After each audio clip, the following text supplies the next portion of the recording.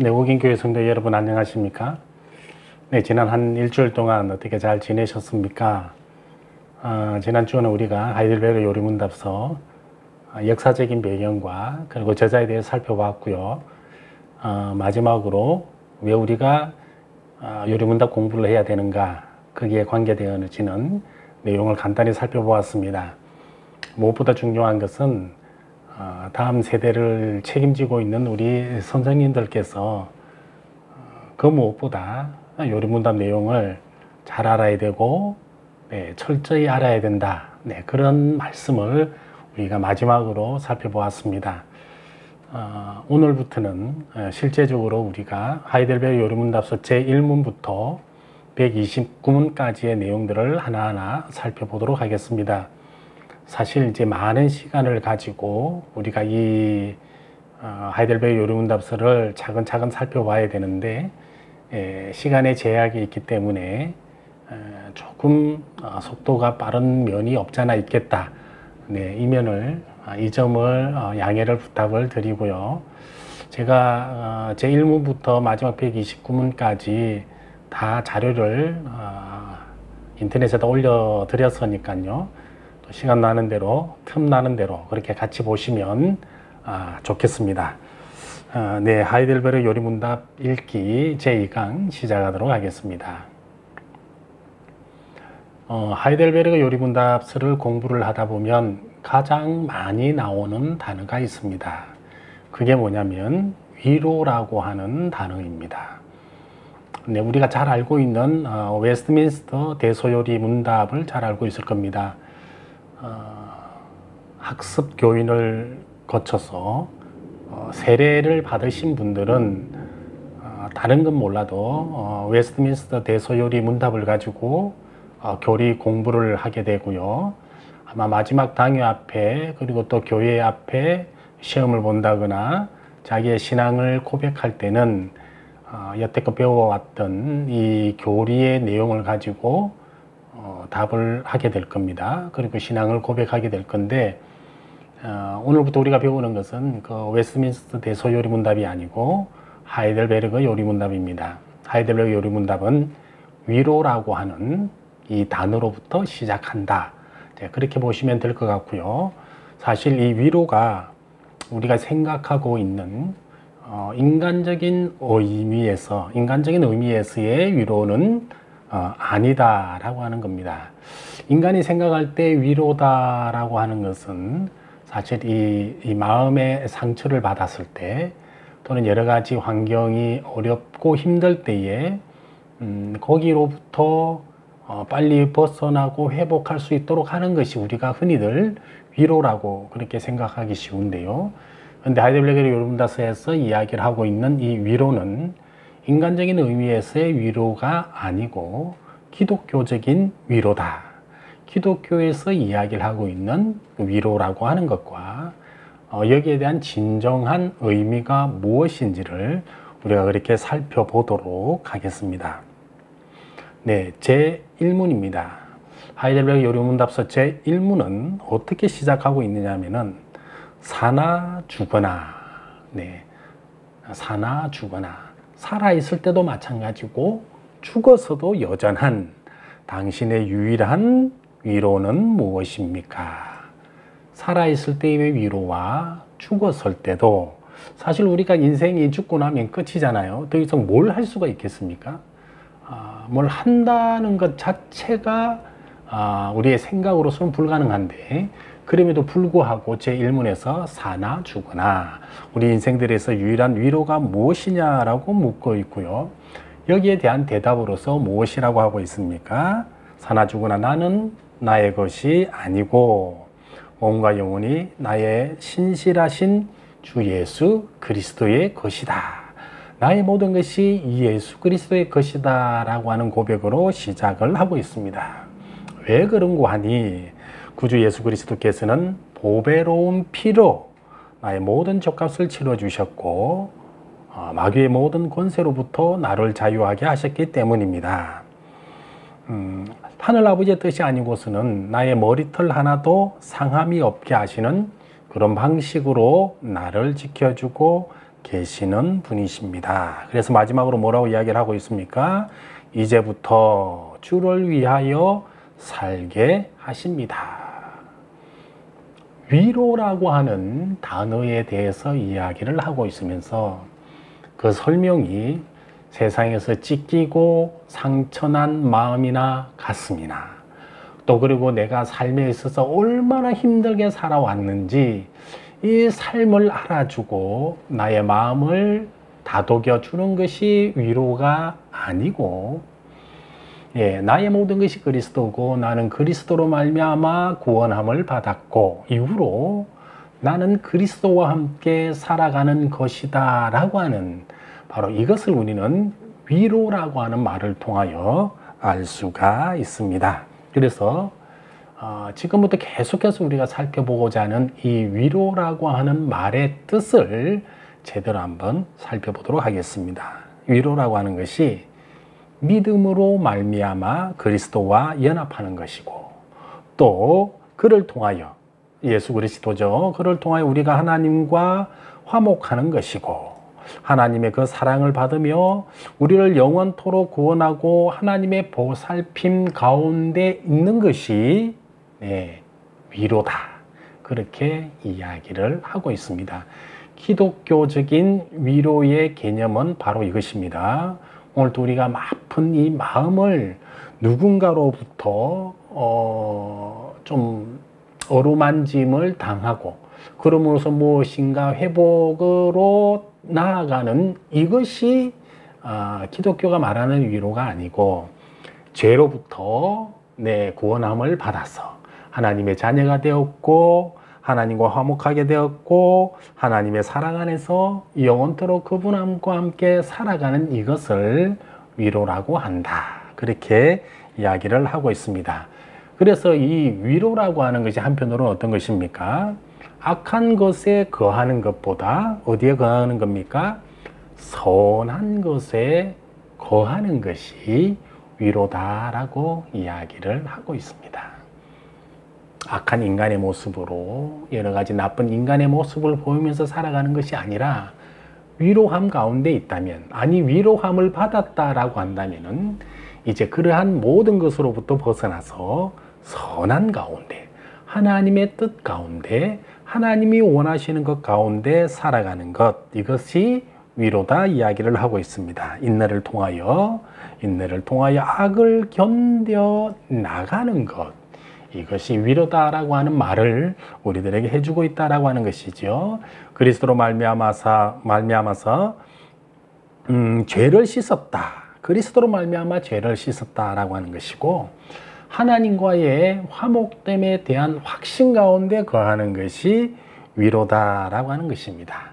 이러한 위로를 우리는 그럼 어떻게 확인할 수가 있고 어떻게 그 위로를 알 수 있느냐라고 할 때 성령께서 복음을 통하여 마음에 심어주시고 우리는 또한 그것을 알게 된다. 그렇게 이야기를 하고 있다라고 하는 것이죠. 자, 우리가 계속해서 위로가 무엇이냐라고 이렇게 이제 생각을 해봤는데요. 이런 생각을 하다 보니까 아마 우리들 머릿속에 또는 가슴속에 한 가지 생각이 떠오를 겁니다. 이 위로가 나의 삶하고 나의 삶과 과연 어떠한 상관이 있는가? 왜 우리가 위로를 받아야 되는가? 그럼 위로 없이 살아갈 수는 없는가라고 하는 것이죠. 다음 한번 보세요. 왜 우리가 위로가 필요합니까? 왜 위로가 필요합니까? 위로가 필요한 것은요, 뭡니까? 우리의 구원을 위해서 필요한 거예요. 위로가 없다면, 하나님의 위로가 없다면, 예수 그리스도의 위로가 없다라고 한다면 무엇이 없는 겁니까? 구원이 없다라고 하는 것이죠. 또 한편으로는 이 위로를 통하여 우리가 이제는 어떻게 되어집니까? 하나님을 찬양하고 하나님을 경배하는 것이죠. 우리가 하나님으로부터 용서함을 받고 하나님의 자녀가 되었고 하나님과 거하게 되었다라고 하는 이러한 자들의 공통적으로 드러나는 것이 무엇이다라고 이야기를 하고 있죠. 바로 하나님을 찬양하고 하나님을 경배하는 것이다. 그럼 반대로 한번 생각을 해보세요. 나의 마음에 하나님께 예배함이 없고 하나님을 찬양함이 없다. 그럼 무엇이죠? 하나님의 위로함이 없다라고 하는 것으로 그렇게 생각을 해보셔야죠. 그럼 어떤 자의 위로가 없는가? 이건 우리가 천천히 살펴볼 문제고요. 지금 우리가 생각해야 될 것은 나의 마음에 하나님을 향한 뜨거운 마음이 있느냐. 하나님을 예배하고 하나님 찬양하고 하나님께 기도하고자 하는 이러한 마음들이 있느냐라고 하는 것을 먼저 생각을 해보세요. 그것이 있다? 그러면 하나님으로부터 위로함을 받았다라고 하는 것이죠.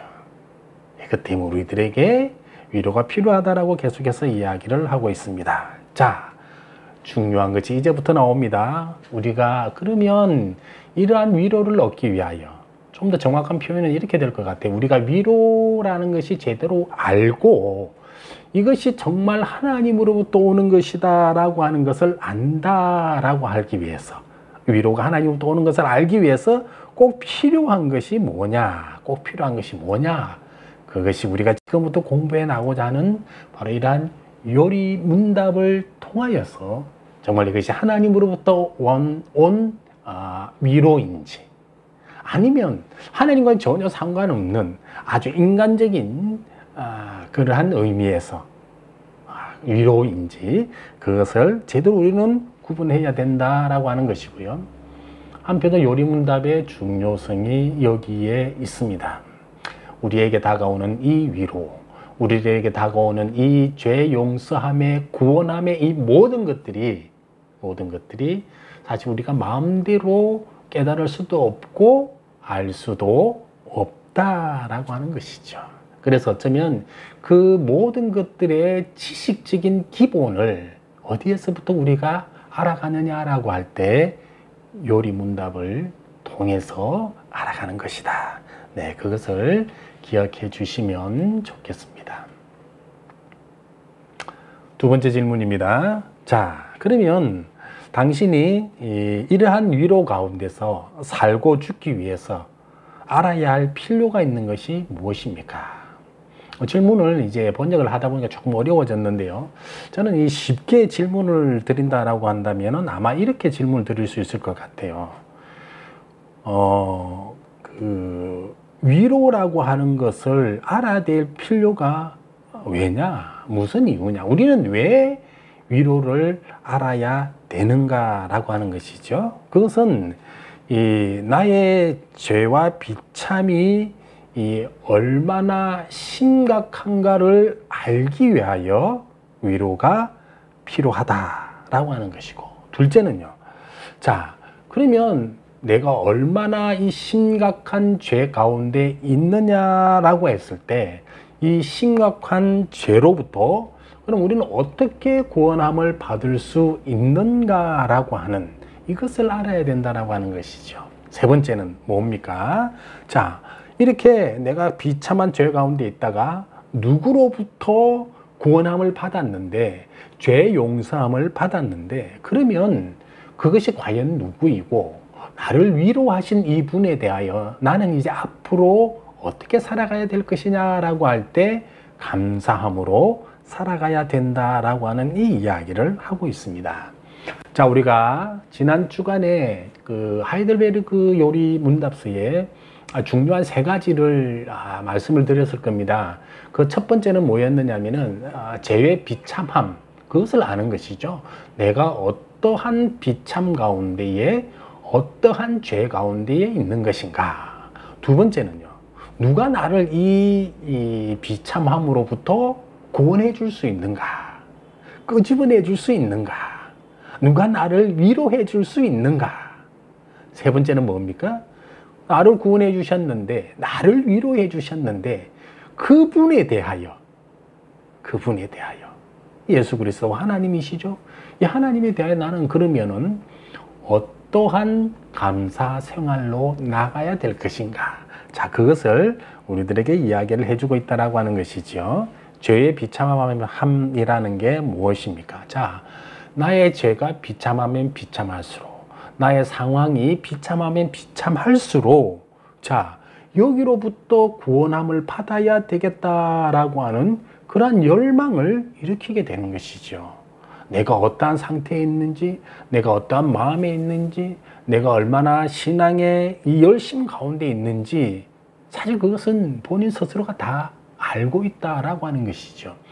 알고 있다라고 한다면은 여기로부터 이제는 벗어날 수 있어야 한다라고 하는 그 이야기도 우리들에게 해주고 있습니다. 두 번째는 죄의 비참함을 알아야만이 어떻게 하죠? 나를 이 비참함 가운데 구원해 주신 하나님께 어떻게 할 수 있습니까? 네, 감사할 수 있다라고 하는 것이죠. 나의 죄가 비참하면 비참함에 들어가 있을 수 있도록 이것으로부터 구원해 주신 은혜가 얼마나 큰지, 그 사랑이 얼마나 나에게 있어서 은혜로 다가오는지 알 수가 있다라고 하는 것이죠. 세 번째는 뭡니까? 죄의 비참함에 대한 지식 없이는 복음을 들어도 유익이 없다라고 하는 것이죠. 우리가 계속적으로 복음이 무엇인지 여기에 대해서 이제 살펴보고 생각도 해보겠지만, 우선은 복음이라는 것이 나를 죄로부터 구원해 주는 것이다 라고 한다면은, 그죠? 죄악에 대한 비참함에 대한 것들을 알고 있어야만이 이 복음이 얼마나 나에게 유익한 건지, 얼마나 나에게 필요한 건지를 알 수가 있다라고 하는 것이죠. 과연 죄가 깊음의 깊음 가운데일수록 여기로부터 구원해 주신 은혜와 사랑이 크다라고 하는 것이지요. 반대로 생각해 보세요. 나는 죄인도 아니고, 나는 잘못한 것도 아무것도 없고, 소위 말하는 나는 이 비참한 가운데 있지 않다라고 한다면은, 나의 주변에 흘러가는 이 모든 복음들, 예수 믿으라고 하는 이 이야기들이 나와 무슨 상관이 있겠어요? 그렇지 않습니까? 그런데 오늘 이 하이델베르그 요리문답은 그렇게 하지 않고요. 내가 비참하면 비참한 가운데 있으면 있을수록 복음이 더욱더 나에게 유익하게 다가온다. 이렇게 이야기를 하고 있다라고 하는 것이죠. 구원을 아는 지식이 있을수록, 누가 나를 구원할 것인가라고 하는 것을 제대로 알면 알수록 어떠한 유익이 나의 가운데 있겠습니까? 낭만에 빠지지 않게 되죠. 어떠한 상황 가운데서도 항상 이 구원을 바라볼 수 있는 그러한 여유도 있겠죠. 우리에게 위로함이 있겠죠. 중요한 건 저는 네 번째라고 생각을 합니다. 물론 다 중요한데 다른 구원의 방법을 만들지도 않는다라고 하는 것들이에요. 우리 인생을 가만히 들여다보세요. 자기 어떠한 어려움과 아픔 가운데, 또 그 누구로부터 이 심각한 공격 가운데 있으면 그 여기로부터 벗어나려고 얼마나 많은 노력들을 합니까? 그런데 이 노력들이 정말 우리가 필요한 노력인가, 또 쓸데없는 노력인가? 우리 인류가 죄로부터 구원함을 받는 것은 오직 예수 그리스도밖에 없다라고 하는 것인데요. 구원을 아는 지식이 없으면, 구원에 관한 지식을 확실하게 알고 있지 못하면, 저기도 구원이 있는 것 같고, 여기도 구원이 있는 것 같고, 심지어 이단의 여러 가지 모임에 가서 들어보면은 너무나 거기는 살아있는 구원이 있는 것 같고, 내가 지금 신앙생활하고 있고 내가 공동체 생활을 하고 있는 여기에는 구원이 없는 듯한 그런 느낌들이 들 때가 얼마나 많아요. 그런데 왜 이런 생각이 들까요? 그것은요, 나의 심령 가운데에, 어쩌면 나의 이 머리 가운데에 구원에 관한 확실한 지식이 없기 때문에 그런 것들이죠. 구원은 다른 방법이 없다. 다른 일을 통하여서는 구원이 없다. 오직 예수 그리스도만 있다라고 하는 이것을 우리가 정확하게 알도록 하는 것이 또한 구원을 아는 지식이다라고 하는 것이죠. 구원을 믿음으로 받아들이고요, 하나님께 감사하는 마음을 가질 수가 있다라고 하는 것이죠. 구원을 제대로 할 때에 누구에게요? 하나님에게 어떠한 마음을요? 제대로 감사할 수 있다라고 하는 것입니다. 감사를 아는 것이 무엇일까요? 감사를 아는 것. 감사를 안다라고 한다면은 감사를 한다라고 한다. 하나님께서는 어떻게 하십니까? 감사를 하는 자에게 구원 베푸시기를 오히려 기뻐하시고요. 감사를 한다라고 하는 것이 하나님께 합당한 감사를 드릴 수가 있다라고 하는 겁니다. 누구에게 감사하느냐? 하늘에 떠 있는 해와 달과 별에 감사하느냐? 저 바다에 있는 알지 못하는 그러한 신들에게 감사하느냐? 우리에게 일어나는 일들에 관하여 오직 감사할 대상은 하나님 한 분밖에 없고 그 하나님에 대하여 합당한 감사가 이루어져야 한다라고 하는 것입니다. 우리의 선한 행위들이 공로가 아닌 이 감사를 선포하는 것임을 또한 제대로 알게 하는 것이 감사에 대해서 아는 것이다. 우리가 왜 감사합니까? 왜 하나님께 감사합니까? 이런 감사하는 모습이 어떻게 드러납니까? 하나님 우리를 용서해 주시고 하나님 우리를 구원해 주셨으니까 그 하나님에 대하여 감사하는 것이고, 자, 구원함을 받은 이후에 우리가 삶의 모습이 변화되어지잖아요. 어쩌면 착하게 살아가고 다른 사람에 있어서 본이 되는 삶을 살아가고, 자, 그러한 것들이 사실은 이 삶을 통하여 누구의 영광을 드러낸다는 겁니까? 하나님의 영광을 드러내게 된다. 왜 하나님의 영광을 드러내는 것이냐?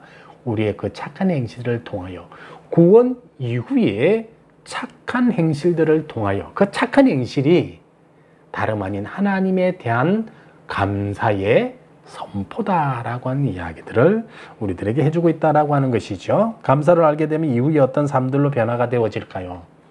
더 많은 위로가, 더 많은 믿음이, 더 많은 감사가 이루어질 것이다 라고 하는 것입니다. 사랑하는 성도 여러분, 혹시 여러분들 입술 가운데에 오늘 또 감사함이 있습니까? 여러분들 심령 깊은 곳에 감사함이 오늘 또 이렇게 우러나오고 있습니까?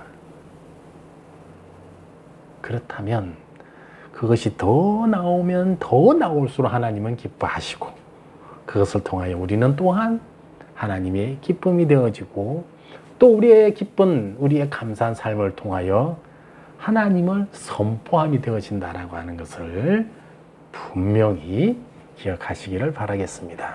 자, 인간이 어떠한 비참함 가운데 있었고, 이 비참함으로 말미암아 자, 하나님의 구원의 은혜가 더 커졌어요.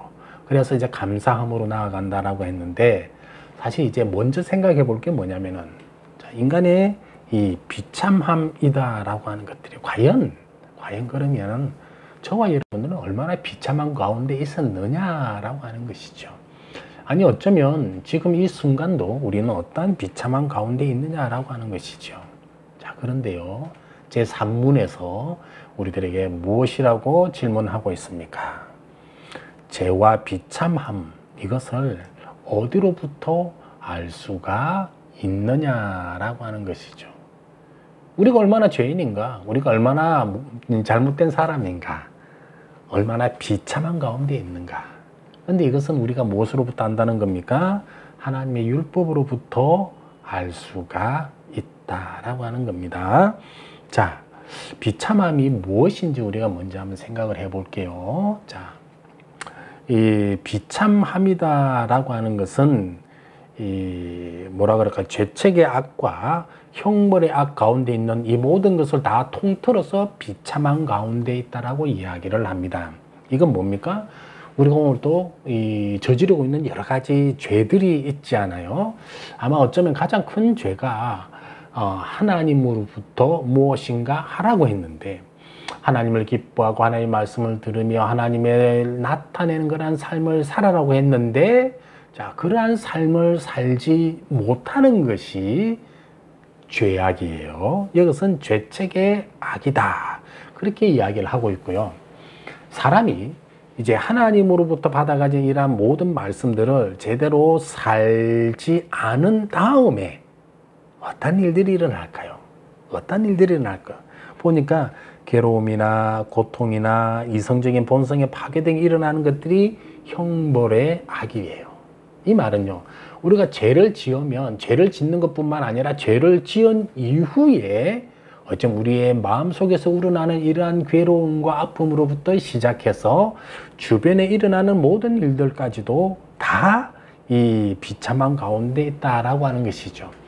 쉽게 예를 들어 설명하면 이런 겁니다. 아담과 하와가 자, 에덴 동산에서 하나님께서 하지 말라라고 하는 이 선악과를 먹고 난 다음에 하나님으로부터 어떠한 심판을 받았느냐라고 하는 것이죠. 자세히 보시면 아담과 하와는 그 동산에서 쫓겨나는 것뿐만 아니라 사실 처음에 하나님께서 말씀하신 이 정령 죽으리라 라고 하는 거기에서부터 시작이 되어져 가지고 자, 자기가 살아가는 주변 모든 자연들까지도 하나님으로부터 심판을 받은 것들을 알 수가 있잖아요. 네, 그러니까 비참합니다라고 하는 것이 정작 본인에게 일어나는 것뿐만 아니라 본인과 함께 관계되어진 주변의 모든 것들까지도 다 포함해서 비참이다라고 이야기를 하고 있어요. 그런데 이 인간의 비참이다라고 하는 것을 우리가 생각해 본대요. 이 인간의 비참이 뭐냐?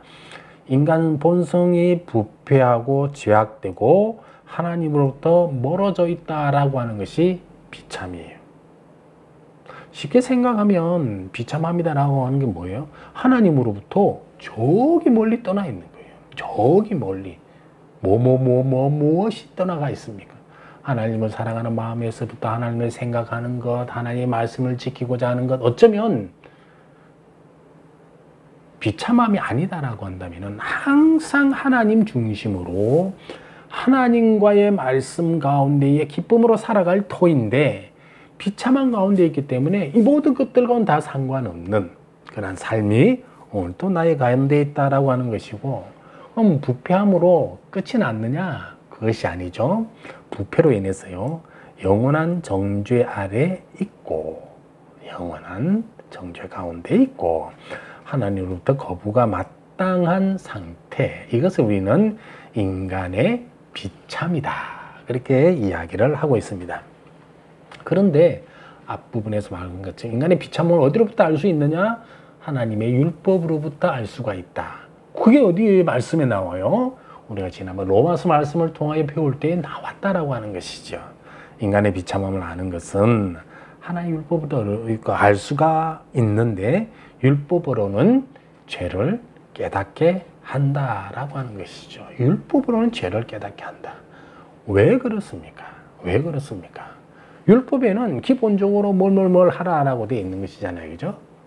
그런데 무엇인가 하라라고 했는데 죄라는 것이 뭡니까?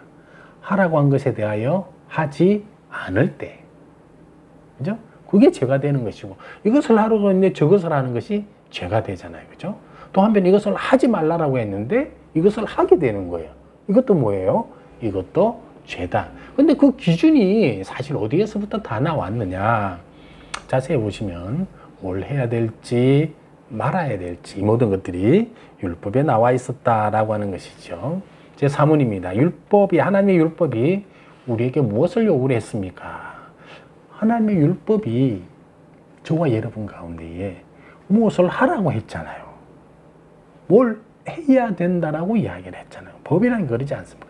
해야 된다라고 하는 것이고, 여기 가운데 자세히 보시면 마태복음 22장에 보면 우리가 해야 될 것이 있는데, 가장 간결하게 요약하면 율법에서 이야기를 하고 있는 것은 두 가지입니다. 두 가지. 그게 뭡니까? 마음을 다하고 목숨을 다하고 뜻을 다하여서 너의 하나님을 사랑하고, 두 번째 내 이웃을 내 몸과 같이 사랑해야 된다라고 하는 이 이야기를 율법에서 이야기를 하고 있다라고 하는 것이죠. 자, 우리가 항상 십자가를 많이 바라보고 십자가를 많이 생각하는데요. 저는 이 십자가를 볼 때마다 어떤 생각이 드냐면은 이 십자가가 이렇게 세로로 되어 있고요.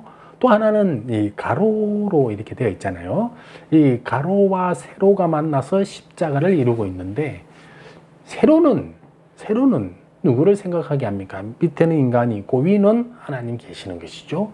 이 인간이 하나님을 어떻게 사랑해야 될 것인가. 십자는 첫 번째 그걸 보여주고 있고요. 두 번째는 가로로 되어진 이것을 통해 가지고 인간과 인간 사이에서 가지고 인간을 어떻게 사랑해야 되는가라고 하는 이 이야기들을 십자가를 볼 때마다 우리는 항상 기억해야 될 것이다 라고 하는 것이고, 그렇다라고 한다면 두 번째, 십자가를 보면서 과연 하나님을 사랑하는 것이 무엇이고 인간을 사랑하는 것이 무엇일까라고 하는 것도 한번 우리가 진지하게 고민을 해 보셔야 될 겁니다. 자, 하나님을 사랑한다라고 하는 것은 우리가 여태껏 하나님 말씀 잘 듣고요, 하나님께 나와 소위 말하는 예배 열심히 드리고 또 하나님께서 하라고 하신 것들 여러 가지 있지 않습니까? 그 모든 것들을 행하며 살아가는 것.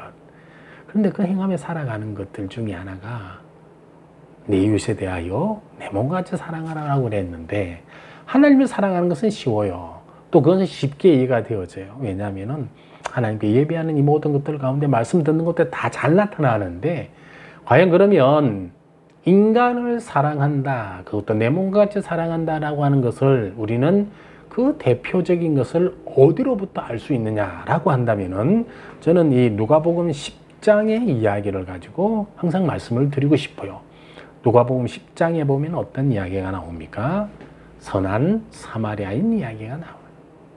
사마리아인이 강도 만나 죽게 된 자에게 어떠한 사랑을 베풀었는가? 자기가 사랑을 어쩌면 베풀기에 충분한 사랑을 베풀었는가? 우리처럼 정말 이 나의 마음에 들고 또 내가 여러 가지로 도움을 많이 받았고 또 그 사람 아니면 내가 살기 힘들었다라고 하는 그러한 과정 속에 있었다면 그 사람을 돕기는 너무나 쉬워요. 그런데요, 한편으로는 정말로 내가 미워했던 사람, 틈만 나면 나를 못 살게 구는 사람, 그리고 많은 사람들 앞에서 정말 나의 자존심을 짓밟은 이 사람이 나 앞에서 보란듯이 쓰러져 있어요. 넘어져 있단 말이죠.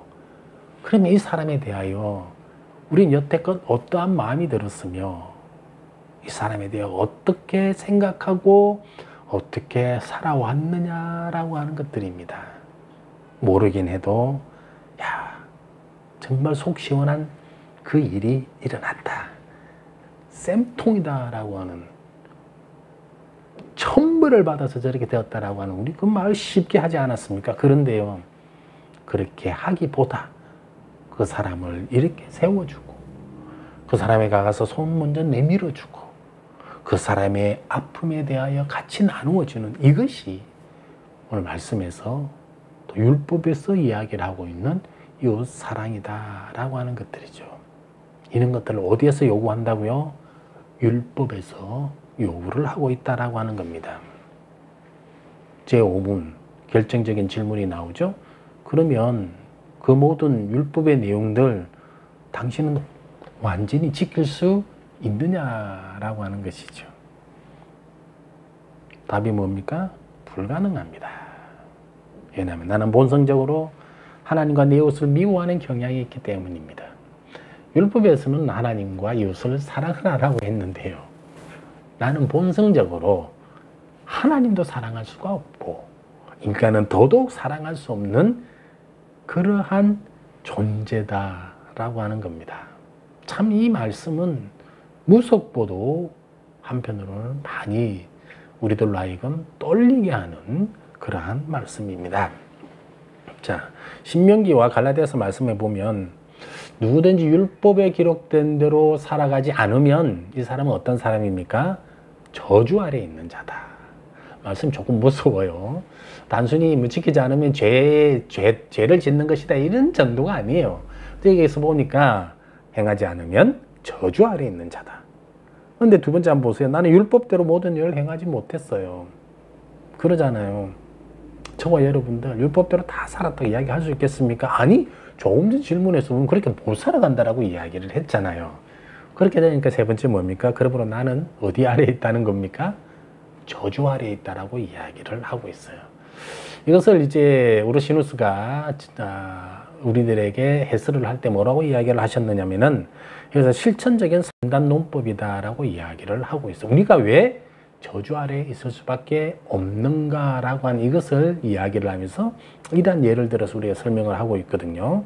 자, 그러면 지금도 나는 저주 아래에 있다라고 하는 이것을 무엇을 통하여 우리가 느끼게 되어지고 알게 되어지느냐라고 한다면은 오늘 이야기를 하고 있는 게 양심에서부터, 내 마음에 있는 양심에서부터 그걸 알게 한다라고 하는 것이죠.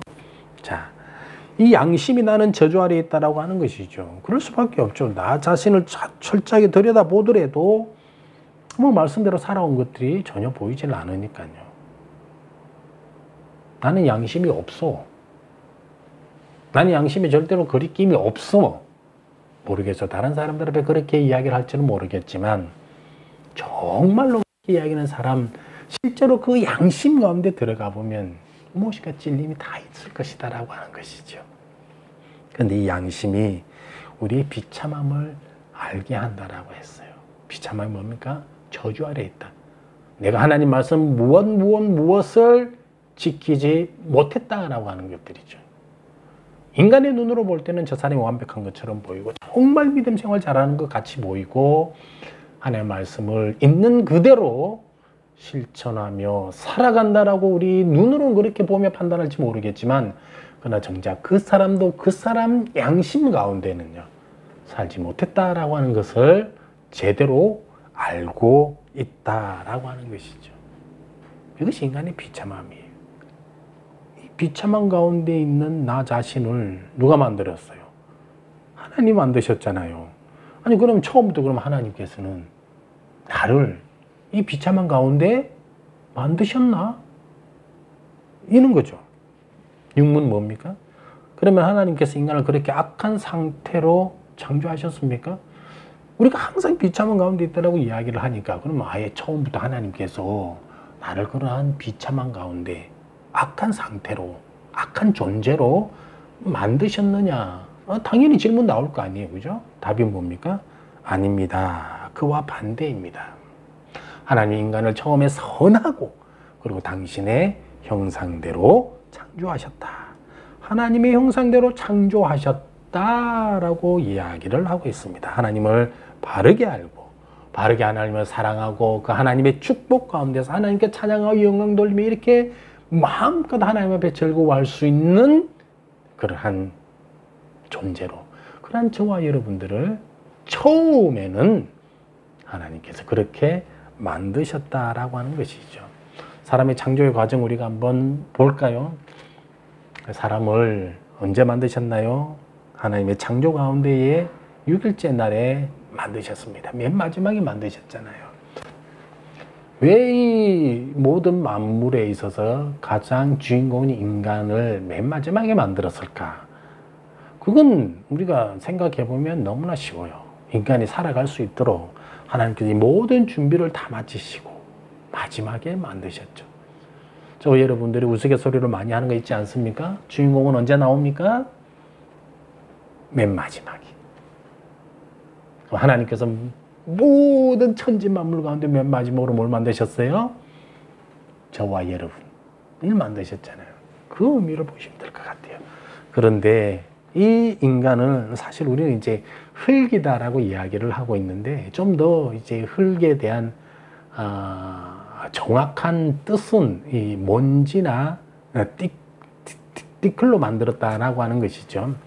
흙이다 그러면은 뭔가 좀 있어 보이고 그걸 가지고 만들면 뭔가 쉽게 나올 것 같은 그런 생각들을 가지잖아요. 근데 띠끌이나 먼지는 전혀 그런 느낌도 안 들잖아요. 이게 뭐가 될 수 있을까?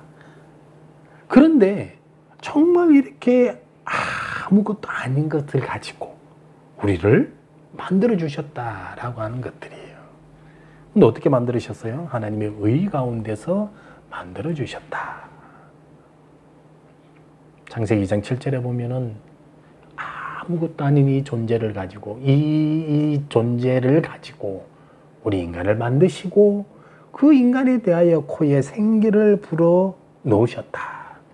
하나님의 형상으로 어떻게 선하고 아름답고 지혜롭고 의롭고 거룩함으로 모든 피조물들에 있어서 주인으로 이것이 하나님의 형상으로 만들었다라고 하는 그것에 다 들어가 있다라고 하는 것이죠.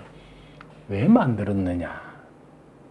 왜 만들었냐? 그것이 이제 하나님의 인간 창조의 목적에서 나옵니다. 하나님의 영광을 위하여. 이건 우리가 많이 들었던 말씀이죠. 네. 우리의 영광을 위하여 만들자. 그렇게 하나님은 삼위 하나님께서 그렇게 우리들을 만들어 주셨다라고 하는 것이죠. 그런데 하나님이 영광이다라고 할 때 이 영광이 뭡니까? 하나님을 제대로 아는 것이다. 하나님을 제대로 아는 것이다. 정말 이 우리들에게서 필요한 것 같아요. 하나님을 하나님으로 제대로 안다는 것 자체가 영광이다. 그렇게 되어지면 하나님이 어떤 분이신지 알게 되잖아요. 그럼 그 하나님의 우리가 어떻게 살아가야 될지도 알 것이고, 하나님의 우리가 어떤 생각과 어떤 마음과 징과 어떤 예배와 찬양과 기도와 이 모든 것들이 다 바르게 되어질 것이다라고 하는 것이죠. 이것을 우리는 영광이다라고 그렇게 표현을 하고 있습니다. 사람의 행복을 위해서도 또 그 사람들 한 명 한 명의 그 행복을 위해서 하나님께서는 만드셨다라고 하는 것이지요. 자, 택한 자에 있어서는 하나님의 긍휼을 베푸시기 위하여, 버림받은 자들에게서는 하나님의 공의를 드러내기 위하여 또한 인간을 만드셨다. 이건 뭡니까? 하나님 말씀 가운데 거하며 하나님을 예배하는 가운데 있는 자들에게 있어서는 하나님의 긍휼을 언제나 베풀어 주시는 분이시고, 오늘도 하나님을 배반하고 하나님을 거부하고 하나님 뜻과는 상관없이 살아가는 자들에게 있어서는요, 그냥 내버려 두는 것이 아니라 그때도 하나님은 형불로서 공의로 찾아가 주셔서 그네들의 나쁜 것에 대하여 분명한 값을 물으시고 계시다라고 하는 겁니다. 하나님의 목적은 마지막으로 무엇이었습니까? 인류 사회를 보존하고 평화 가운데서 서로 교류할 수 있도록, 그렇게 살아갈 수 있도록 그렇게 만드셨다라고 하는 것이죠. 하나님께서는 벌하기를 즐겨하시기 때문에 오늘 또 그 대상들에게 벌만 주기 위하여 만드신 것이 아니라, 어쩌면 그 벌을 통해서라도 돌이키고 회개하고 또 다시금 돌아와서 하나님 처음 만드신 그대로 계속적으로 이어갈 수 있도록 하시기 위하여 만드셨다라고 하는 것이죠. 자, 두 번째로 생각해 볼 것이, 그러면은 하나님께서 형상대로 만드셨다라고 하는데 그 하나님의 형상이 무엇이냐라고 하는 것이죠. 하나님의 본성에 대하여, 하나님 어떤 분이신가에 대해 제대로 알 수 있도록 하는 것. 하나님께서 오늘 또 우리들을 위하여 그 많은 역사를 이루셨는데 그 역사에 대하여 제대로 아는 마음이에요. 그것이 형상이에요. 우리는 항상 하나님의 형상이다라고 이야기를 하면 의와 진리와 거룩함, 사실 이렇게 이 세 단어로 명확하게 알고 있잖아요. 근데 이 속에는 어떠한 내용들 하나하나가 숨어 있느냐라고 한다면은 하나님과 관련된 이 모든 것들을 그대로 이해하고 받아들이고 또 그대로 살아가는 이 모든 것들이 다 포함되어 있다라고 하는 것들이에요. 의와 진리와 거룩함, 이것을 아는 데서 끝나는 것이 아니고 이 삶들 하나하나가 저와 여러분들 삶 가운데서 드러나는 이것이 사실 하나님의 형상이다라고 하는 것들이죠. 그래서 하나님께 순종하는 것이고, 우리의 모든 욕망들에 관해서 하나님의 뜻과 일치시키는 것, 그리고 순결함과 순전함, 사람에서 복락과 기쁨, 그리고 모든 피조물 위에 제대로 살아가는 그런 사람 위엄과 존귀, 이 모든 것들이 하나님의 형상이다라고 하는 것들이죠. 그래서 우리는 단순히 의와 진리와 거룩함으로서만 하나님의 형상을 생각하는 것이 아니라 그 형상을 통하여 살아가고 있는, 어쩌면 그 인간의 모든 바른 인간의 모습 그 자체가 하나님의 형상이다라고 하는 것이죠. 그런데 이 하나님의 형상에 대하여 맨 처음 아담과 하와가 이 낙원에서, 즉 에덴 동산에서 하나님의 말씀에 거역함을 인하여 형상이 어떻게 되어졌느냐? 상실되어졌다, 상실되어졌다, 또는 깨어졌다라고 하는 이 이야기들을 우리가 하죠. 여기서 중요한 개념이 뭡니까? 우리가 하나님의 형상이 깨어졌다, 하나님의 형상이 상실되었다라고 하는 의미가 뭐냐? 자, 이 상실의 의미는 없어졌다라고 하는 그런 생각들을 많이 가지게 되는데요. 그렇게 되어진 것이 아니고, 제가 한번 보시면 그림을 하나 가져왔는데요. 이 사과 그림을 가져왔습니다. 사과. 원래 사과는 이렇게 다 있는 거죠. 그죠? 다 있어야 되는데, 누군가 와서 이렇게 한 입술을 베어 먹고 말았습니다. 말았습니다. 그래서 하나님의 형상이 상실되었다라고 하는 것은 마치 이 사과의 한 부분이 없어지고 난 사과라고 그렇게 보시면 돼요. 그래서 하나님의 형상이 상실되었다, 하나님의 형상이 깨어졌다라고 하는 것은 우리 가운데의 모든 것이 다 없어졌다라고 하는 이 말이 아니고요. 어느 정도 남아있다라고. 어느 정도 남아있다. 근데 이 상실로 말미암아 이후에부터 우리들에게 일어나는 일들이 있습니다. 가장 큰 건 우리 스스로 하나님을 찾을 수가 없게 되었다라고 하는 것이죠. 이것은 차츰차츰 배우기로 하겠고요. 중요한 것은 하나님의 형상이 상실되었다라고 하는 것은 사실 어느 정도 없어졌다라고 하는 이 이야기도 되지만 또 한편은 어느 정도는 남아있다. 그런데 완벽한 것은 아니다라고 하는 것이고, 이러한 하나님의 형상에 대하여 완벽하게 회복시킬 수 있는 분이 누구냐라고 하는 질문으로 나아간다면은 그때는 바로 오직 하나님만이 하실 수 있다라고 하는 것들이죠. 인간의 창조와 관계되어지는 것이 뭡니까? 하나님은 처음부터 선하게 창조하셨고, 이 선하심을 다시 한번 회복시킬 수 있는 이 분이 또 누구신가라고 할 때 이분이 바로 하나님만이 하실 수 있다라고 하는 것으로 알 수가 있겠습니다. 근데 이 인간이 사실 하나님 형상을 상실하게 되었잖아요. 하나님의 형상이 깨어지게 되었잖아요. 이것이 뭡니까? 타락과 죄 가운데로 나가게 됐다라고 하는 것이죠. 인간의 타락한 이 본성은 어디로부터 왔을까? 타락한 본성은 어디로부터 왔을까?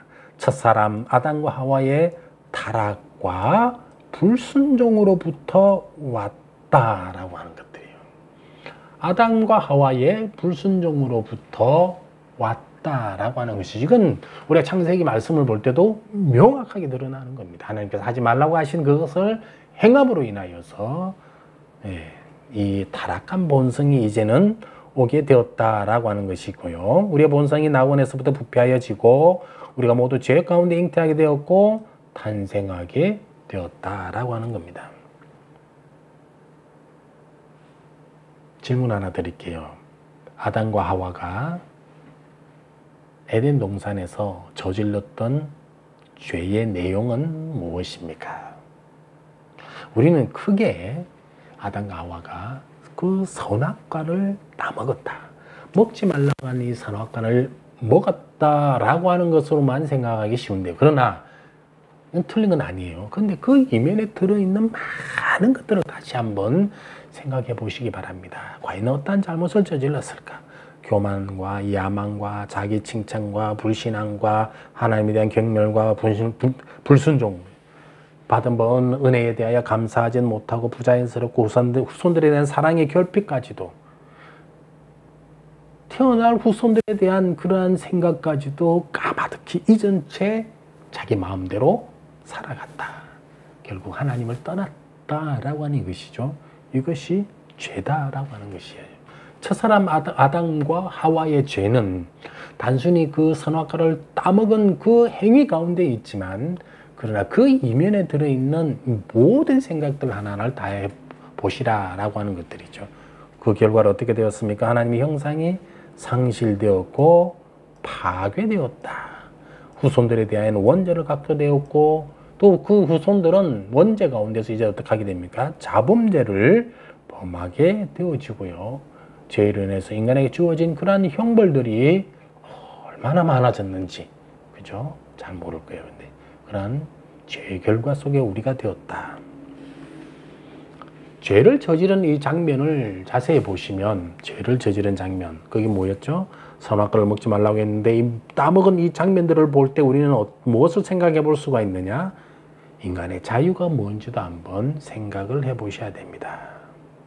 자, 우리가 부패하여져서 전적으로 어떤 선도 행할 수가 없고 모든 악을 행하려고 하는 그러한 방향으로 기울어져 있습니까? 그렇죠. 부패한 이후에 하나님의 형상이 상실되어진 이후에 이제는 하나님과는 상관없이 그냥 우리 마음대로 살아가는 것들이죠. 우리 마음대로. 하나님 생각지도 않고. 네. 그런데요. 우리가 마음대로 살아가지만 하나님의 영에 의하여 거듭나면 그러지는 않을 것인데 하나님의 영에 의하여 거듭나지 못하니까 오늘 또 부패한 가운데에 살아간다. 근데 여기에서 계속적으로 중요하게 자리 잡고 있는 것은 그 모든 것들을 누가 선택하고 누가 그러한 행위들 하나하나를 행해 나가느냐라고 할 때 인간이다. 그럼 왜 이 인간이 이렇게 되어지느냐? 그 이면에는 자유라고 하는 개념이 들어가 있어요. 자유. 그건 인간의 자유이기 때문에 그렇게 한다라고 하는 것들입니다. 인간의 자유. 자유라고 하는 건 뭡니까? 이 모든 속박과 강요와 비참함으로부터 그러한 능력과 그러한 권리로부터 벗어나는 거죠. 그러한 권리와 능력으로부터 벗어나가지고 자기가 무엇인가 할 수 있는 속박당하지 않고 강요당하지 않고 비참함 당하지 않은 이런 능력이나 권리, 이게 자유예요. 그죠? 자기의 본성에 이 억압을 하고 있는 것과 반대되는 것. 어쩌면 자기가 하고 싶은 이 모든 것들을 행하는 것이 자유예요. 자유. 이것을 자유라고 하는데 인간의 가운데에는 어떠한 자유가 있느냐? 우리가 잘 많이 들어왔던 이제 자유의지다라고 하는 것들이죠. 자유의지. 그래서 사실 이제 하나님 앞에서 이 불순종 가운데서 또 하나님의 배도 가운데서 이 선악과를 따먹었지만 궁극적으로 그 따먹을 수 있는 그 원인이 어디에서부터 왔느냐라고 이야기를 한다면은 물론 사탄 마귀와 게임도 있었지만 한편은 그걸 먹을 수 있는 자유함이 인간 가운데에 있었다라고 하는 것이죠. 이 자유함에 대해서 생각해 보면은 그러면은 자, 이 모든 것들을 행할 수 있는 이것이 인간의 가운데에 있는데 또 한편으로는 하나님이 할 수 없는 것을 율법에 요구했기 때문에 그것을 자유의지를 가지고 자기 마음대로 안 한 것 아니냐라고 하는 것이죠. 근데 자세히 보세요. 인간이 할 수 없는 것을 율법에서 요구하는 것은 그럼 부당한 것이 아닙니까? 그럼 당연히 하나님 안 해야 되는 것 아닙니까? 왜 이런 가운데 우리를 그러한 상황 가운데 만들어가지고 그렇게 할 수밖에 없게 만들었죠? 그런데요, 자세히 보세요. 아닙니다. 부당한 것은 아닙니다. 하나님 부당하지 않습니다. 하나님께서 인간을 율법의 모든 요구를 행할 수 있도록 창조하셨다. 참 우리가 이해하기 힘든 것들이에요. 처음에 율법은 다 지키기가 어렵다라고 이야기를 했잖아요. 그죠? 어렵다. 왜? 본성이 부패하여져서. 근데 지금은 율법을 다 지킬 수 있도록 했다. 어떻게? 그렇게 만들었다라고 이야기를 하고 있어요. 이 가운데 괴리가 있어요. 근데 여러분들이 눈치채셨는지는 모르겠는데 인간은 할 수 있는데 왜 지금 인간은 할 수 없는 존재가 되었느냐? 이 가운데에 죄라는 것이 사실 자리 잡고 있기 때문에 그래요. 그런데 하나님께서는 이 모든 것을 할 수 있는 그런 인간으로 만드셨다라고 하는 것들을 우리가 분명하게 아셔야 됩니다. 하나님은 당신의 형상대로, 하나님의 형상대로 사람을 창조하셨기 때문에 그 모든 것들을 순종을 행할 능력을 사람에게 주셨다라고 이야기를 하고 있습니다. 제 시문입니다. 하나님께서 그러면은 불순종과 배교를 벌하시지 아니하시려고 그냥 그대로 또 버려 두시는 분이신가? 잘못한 것에 대하여 그러면 내버려 두시는 분이신가? 그렇지 않다라고 하는 것이죠. 그렇지 않다. 우리가 원죄와 자범죄에 대해서는 진노하신다. 하나님은 언제나 죄악들을 벌하신다. 갈라디아서 말씀, 이 순종하지 않은 것, 말씀대로 살아가지 않는 자는 저주 아래에 있는 자다. 분명히 그렇게 말씀을 하셨습니다. 하나님의 형벌을 우리가 좀 생각을 해보셔야 되는데요. 하나님의 형벌. 하나님의 형벌은 어째 모든 사람들에게 다 임한다라고 봐야 될 겁니다. 지극히 심하게 현재의 형벌과 영원한 형벌로 벌하신다. 하나님의 형벌은요, 현재의 형벌, 영원한 형벌을 통하여서 벌하신다. 그러면은 죄가 있는 곳에는 언제든지 하나님께서 그 죄값을 물으신다. 살아있는 동안에 뿐만 아니라 죽어있는 동안. 죽어서도 죄값을 물으신다. 죄에 대해서는 지극히 정의롭게 하십니다. 지극히 정의롭게. 죄를 지극히 확실하게. 자, 이 하나님의 형벌을 생각하면 자동적으로 따라오는 게 뭡니까? 그 형벌은 무엇인가 좀 힘들어 보이고 어려워 보이고 아파 보이잖아요. 고통 가운데 있는 것 같잖아요. 우리가 뭔가 형벌을 받아가지고 감옥 안에 간다? 감옥에 gat힌다? 그럼 여러 가지 어려운 그 상황들을 생각하기 쉬운데 환난에 대해서도 한번 생각해 보자라고 하는 것입니다. 그렇다면 하나님은 자비로운 분이 아니십니까? 왜냐면은 죄 지은 사람들 다 하나님께서 이 생뿐만 아니라 저기 죽었어도 계속적으로 그 죄값을 물으신다 그랬으니까 하나님 그럼 자비로운 분이 아니냐? 그런데요, 하나님은 정말로 자비로운 분이십니다. 그런데 하나님은 한편으로 어떠한 분이시라고요? 공의로운 분이시다. 자비롭지만 공의로운 분이시다. 사랑이 언제나 많으시지만 죄 있는 자들에게는 결코 그냥 넘어가지 않으신다라고 하는 것들이죠. 죄에 대해서는 언제나 형벌로 하나님은 다스리십니다. 그것도 모든 죄에 대하여 영원한 형벌로 다스리신다라고 하는 것들이죠. 사람이 당하는 환난, 우리가 좀 도표로 만들어 보면 이렇게 볼 수가 있을 것 같아요. 환난은 일시적 환난이 있고 영원한 환난이 있습니다. 영원한 환난은 죄 가운데 그 죄값을 받아서 영광, 고통이 포함이 되는 것이죠. 그런데 일시적인 환난은 또 두 가지 부류로 나눠집니다. 첫 번째 부류는 뭡니까? 악인에게 속한 자들에게 일시적 환난이 있습니다. 이건 죄에 대한 적절한 형벌이죠. 잘못한 게 있기 때문에 앞으로 영원한 형벌 가운데도 있지만 지금 이 자리에서도 형벌이 임한다라고 하는 것들이죠. 그런데 이 환난 당하는 자들에게 가장 우리들로 하여금 고민하게 하는 것도 이 의인에게 왜 환난이 당하는가? 의인에게 당한 이 환난, 이것을 우리는 이제 흔히들 이 십자가라고 이렇게 표현한다라고 하는 것이죠. 십자가에는 징계와 시험과 순교와 또 구속과 순종으로 나아가는 것이다.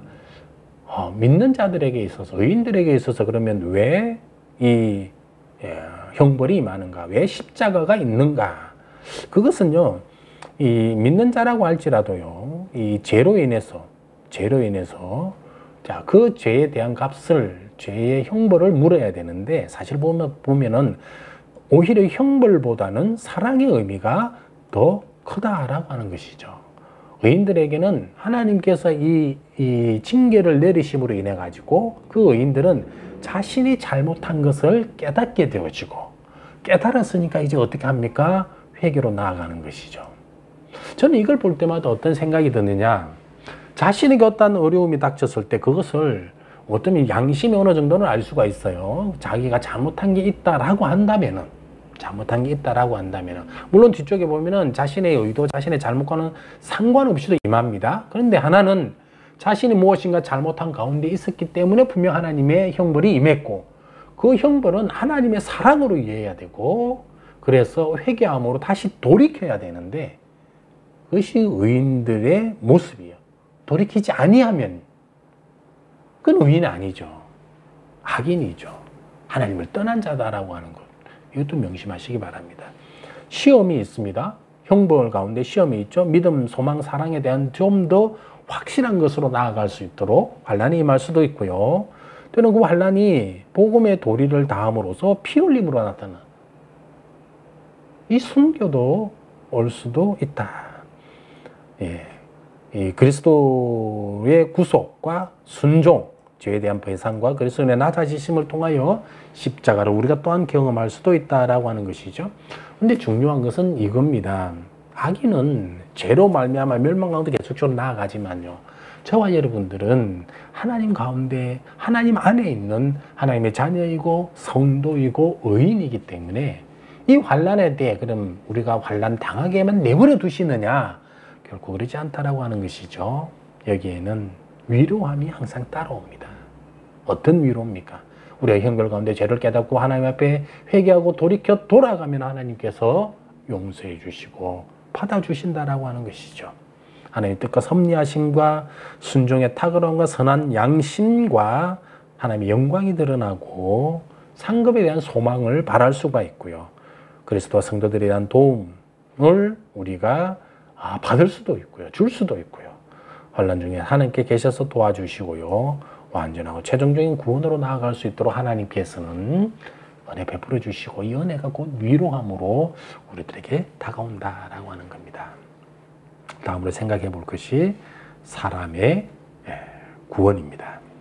자, 그러면 하나님께서 이 공의로운 판결에 따라서 우리가 어쩌면 영원한 이러한 형벌을 받을 수밖에 없는데, 그럼 이것을 여기로부터 심판을 피하고 하나님의 은혜를 받을 수가 있느냐? 쉬운 말로 한마디로 하면 인간이 구원을 받을 수 있느냐라고 하는 것이죠. 그래서 인간의 구원을 이루시기 위해서 원래는 공의가 만족되어야 되는 것이죠. 죄 지은 것에 대한 분명한 죄값을 우리가 치루어야 되는데, 그럼에도 불구하고 자신에 의해서든 또 다른 사람에 의해서든 완전한 값을 지불받아야 한다라고 하는 겁니다. 하나님 앞에 용서받을 수 있는 길은 죄에 합당한 그러한 것을 치르는 것이다 라고 이야기를 하고 있어요. 사람의 구원이라는 게 뭡니까? 타락으로 인한 죽음과 모든 비참함으로부터의 완전한 구출입니다. 구원은 일시적인 구출이라고 이야기를 하고 있지 않습니다.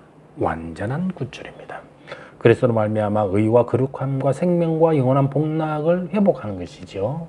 이거 어디에서 나왔습니까? 하나님의 형상이라는 부분에서 나왔던 것들이죠. 그러면 구원은 뭐가 연결이 되어집니까? 하나님의 형상의 회복과 연결이 되어진다.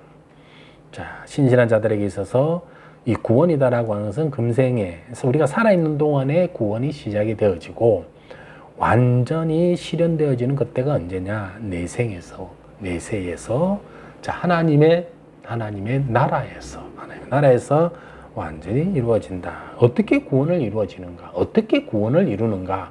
계속적으로 말씀드리는 거지만 구원은요, 우리가 죄 지은 것에 대하여 합당한 그러한 형벌을 통해서만이, 우리가 합당한 죄값을 치룰 때만이 이루어진다라고 하는 것. 항상 이것을 기억하셔야 돼요.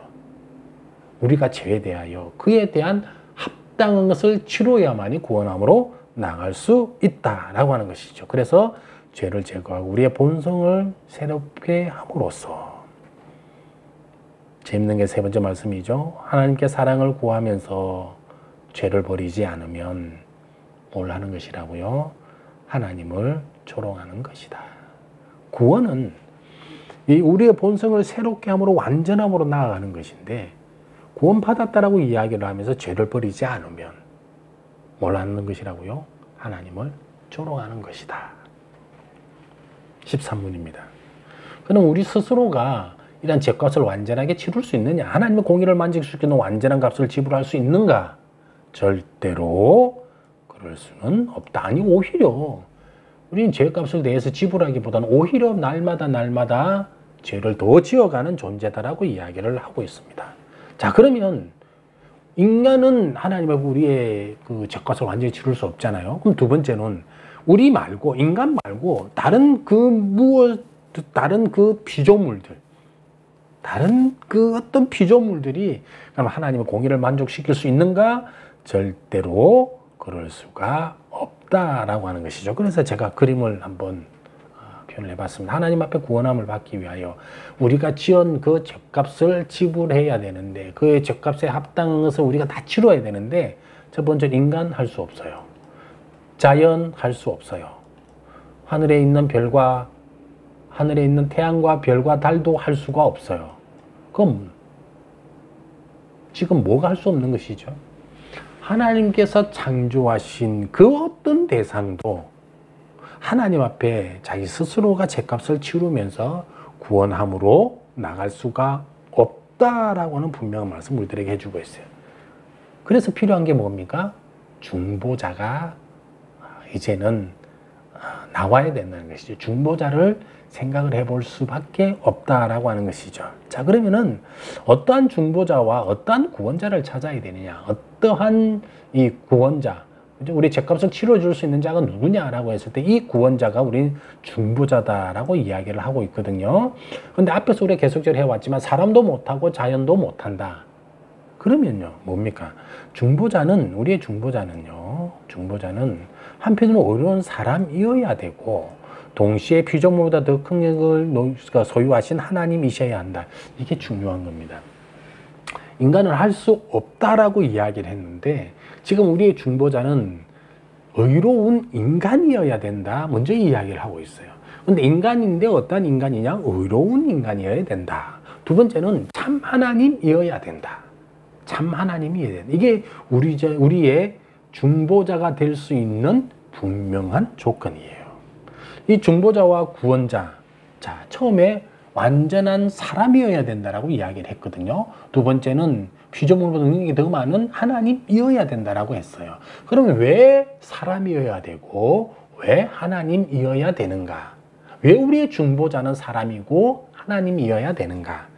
왜 사람이어야 되는가 하는 것은요, 죄를 누가 지었느냐면은 사람이 지었다는 거예요. 사람이 지었기 때문에 이 죄값을 누가 받아야 돼요? 사람이 받아야 되는 거예요. 사람이 받아요. 그런데 우리 중보자가 되기 위한 이 사람은 죄가 있으면 어떻게 되나요? 그것은 우리를 위하여 죽는 사람이 되는 것이 아니라 자기 죄를 위하여 죽는 사람이 되는 것이거든요. 그래서 이 사람, 완전한 사람은 이 죄가 없는 사람이어야 된다라고 하는 것이고, 그럼 왜 이번엔 또 하나님이어야 되느냐? 피조물에게는 없는 능력이 있어야 되고, 이 하나님은 죄를 용서해 줄 수 있는, 우리의 본성을 새롭게 할 수 있는 그러한 능력이 있는 분이어야 된다. 그래서 우리의 중보자와 우리의 구원자는 참 하나님이면서 동시에 사람이어야 된다라고 하는 이 이야기들을 해주고 있습니다. 16문입니다. 왜 참되고 의로운 사람이어야 됩니까? 네? 왜 참되고 의로운 사람이어야 되는가? 저는 이게 앞에서 말씀드렸죠. 그죠? 중보자는 사람이어야 된다. 왜냐하면 사람이 죄를 지었기 때문에. 그러나 완전히 의로운 사람이어야 된다. 그 이야기를 하고 있고요. 동시에 그분은 왜 참 하나님이어야 되느냐? 신적인 능력으로서, 하나님의 능력으로서 우리를 위하여 의와 생명을 얻어서 우리를 회복시켜 줄 수 있어야 되기 때문이다라고 하는 것이죠. 이게 이제 중보자 하나님입니다. 신적인 권위로서 하나님의 무한한 진노를 담당하고 죄에 대한 형벌을 담당하기 위해서는요, 하나님의 그 능력을 위해서는 하나님이실 수밖에 없다라고 하는 것이고, 우리 영혼에 있어서 구원과 그리고 죄와 그 죄의 용서와 잃어버렸던 의와 생명 우리 속에 회복시키기 위해서는 이때 인간이 되어야 되는 것이 아니라 하나님이셔야 된다라고 하는.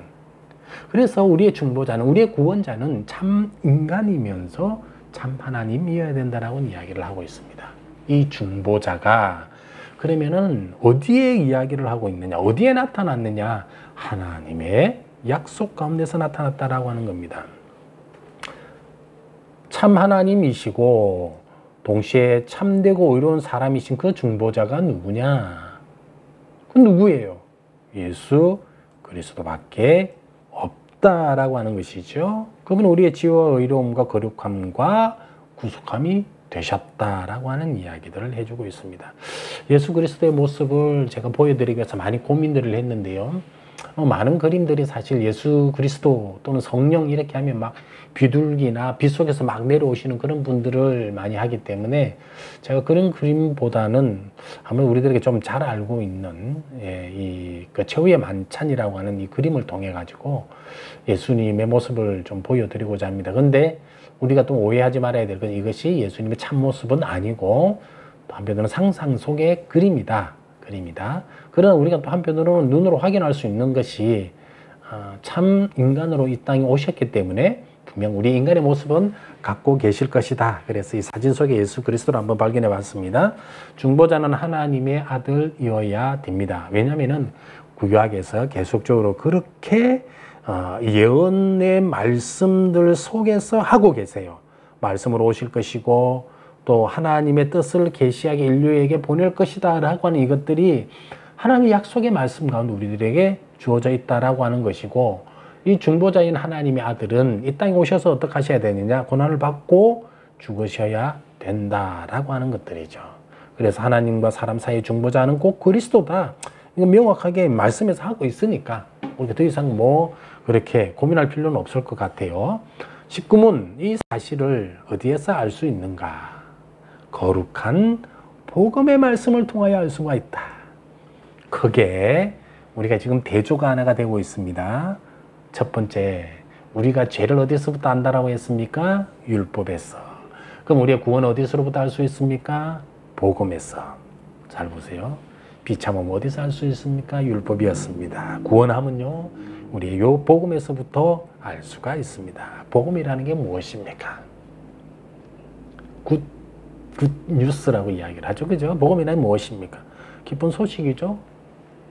귀에 들리는 좋은 소식이죠. 이 좋은 소식이 뭡니까?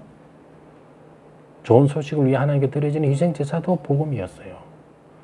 기쁜 소식을 전하고 선포하는 자들에게 주어지는 상급도 좋은 소식이에요. 복음이에요. 좋은 소식은 어쩌면 모든 사람의 자기 소용에 닿는 것을 만족시켜주는 모든 것이 다 기쁜 소식이에요. 그런데 우리들에게 있어서 복음은 흔히들 이야기하는 그런 수준에서의 복음이 아니고 뭐여야 됩니까? 그리스도께서 육체로 나셨다라고 하는 이것이죠. 왜 육체로 나셨어야 합니까? 이것은 앞부분에서 보아왔던 우리의 중보자, 우리의 구원자로서의 그 예수를 보여주고 있기 때문이다라고 하는 것이죠. 우리들의 복음은 어떤 내용이어야 됩니까? 우리를 구원해 주기 위하여 하나님의 아들이 오셨다라고 하는 것으로 되어집니다. 복음이 진리라는 증거가 무엇입니까? 우리 성경에서 다 이야기를 하고 있죠. 성령이 증거를 하고 있고요.